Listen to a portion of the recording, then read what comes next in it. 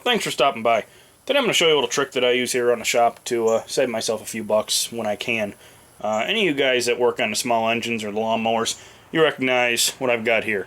It's just an idler pulley, and you also know that these pulleys, they go bad. The bearings are non-serviceable. They dry up, they seize up, and then you end up throwing the thing away, going down to the parts store and spending 15 to 20 bucks to get yourself mowing again, or get your neighbor mowing, or whoever you happen to be repairing something for.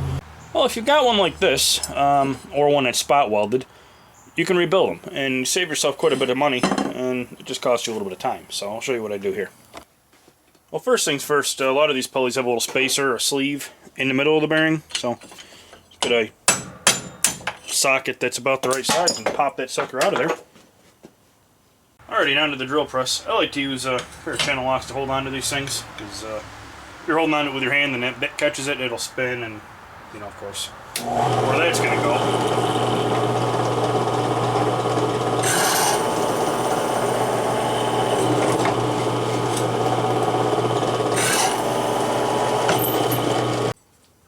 That's the last of the rivets. You see they're all out of the way. Now it'll just need a loving little tap here at the seam, or maybe 3 or 4 taps to get that to separate.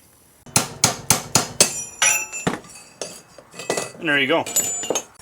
With that separator, we're going to come back over here to the vise to knock out the bearing itself. Pretty straightforward. Just like that. I'm going to take this over to the grinder and just clean this up with the wire wheel. Nice. Get rid of all that oxidation and rust. And we'll be back in a minute.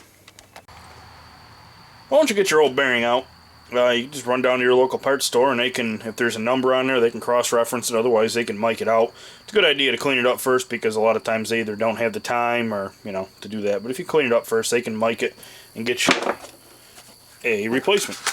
And the good thing about this, as like I said about these pulleys, you know, you're looking 15 to 20, sometimes even more than that, dollars. You get this brand new bearing for $3.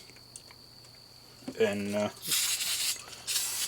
I hit it with just a little bit of rust inhibitor and tap that sucker in there a little bit.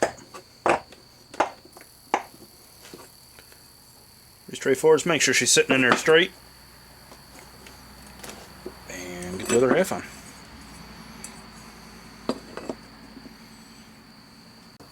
Alright, so I've got 4 rivets in there, about 180 degrees apart, and I'm going to slowly pull this back together.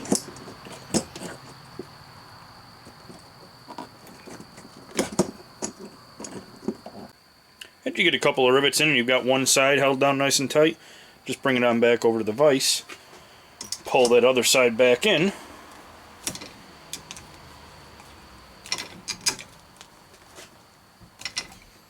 and finish riveting.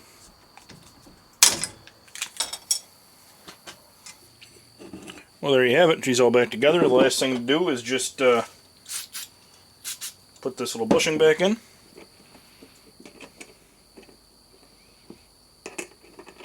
There you go.